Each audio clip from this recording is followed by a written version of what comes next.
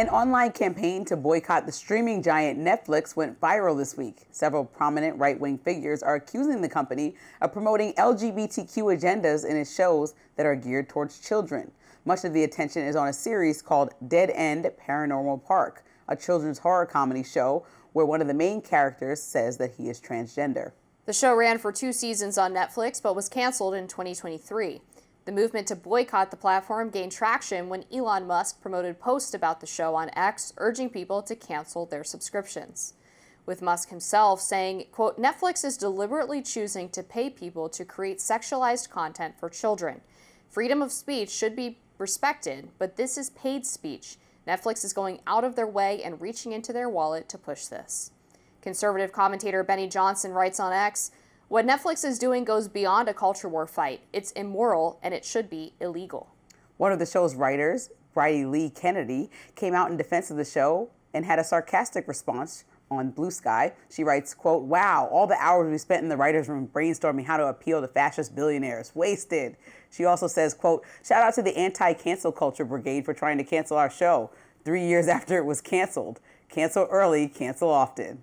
Netflix itself has not offered an official response. The company's stock did take a bit of a hit this week, dropping by about 5% from Tuesday to Thursday. And I believe there's also some controversy around the show Coco Melon, which apparently had a character that was a young child who apparently identified as transgender or was being talked to about gender identity issues. And to me, this is how this should work. If you see a show on a streaming service that you don't want your children exposed to, or you think that they have gone too far in creating, then you get to vote with your dollars and you can choose not to buy that subscription.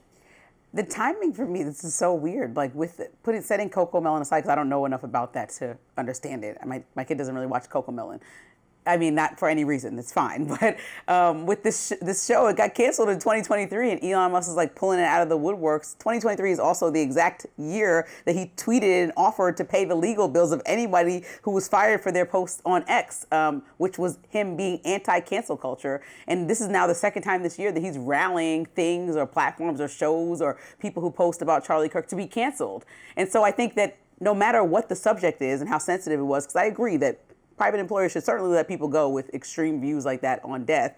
But Elon Musk jumping into the cancel conversation is so absurd to me when he was one of the biggest and loudest voices about anti-cancel culture. At the same time, I also and because I have a production company, I know and am friendly with many people at Netflix, and this is a worldwide platform. So they're aggregating content, have unscripted leadership, have scripted leadership that aggregate global content. So I know we are like dead set on thinking that everybody cares about America and what they're looking for and what everyone thinks an American household and what the contentious conversations are happening within our government around transgender people. But they create content to air around the world, like Squid Games, created by, I believe, an Asian director that's been pitching this for years, and it translated worldwide when it wasn't even shot in America. I think that people need to understand that Netflix is not trying to cater to the current political climate in the U.S. They're buying content they think that will resonate around the world. I know this because we've talked about shows that surround basketball, and the head of Netflix is telling me, listen, basketball is really popular in the U.S. Bring me a show about football, meaning the one that you kick around, what we call soccer. That's a worldwide concept that resonates on our platform. So people and Americans and Republicans have to stop thinking that the sun sets on their behind and somebody was thinking about them, and understand that there's several different content that they're aggregating, buying that's already created, that's aired other places, or creating originally that has nothing to do with trying to be political. They just are licensing a wide net of content. Yeah, so I wanted to address the point you brought up about cancel culture and Elon Musk, because I do think that there's degrees to what we consider cancel culture. And to me, one of the primary issues with it, and I know we've discussed this before, is that people were not being fired for having opinions that were beyond the pale, meaning celebrating an assassination or encouraging kids to transition. They were being canceled for having very anodyne, right-of-center political opinions. And I'll just tell you an example. Like, I was fired from a radio show because I made fun of Kamala Harris's outfit at the State of the Union, and people started rallying around and calling me racist and saying that I was attacking her skin color, and I lost my job because of that. So to me, that's cancel culture, not a parent saying, I don't want my kid to watch this show, and I don't think Netflix should air it because it's it's harmful for kids, so I'm going to cancel my subscription.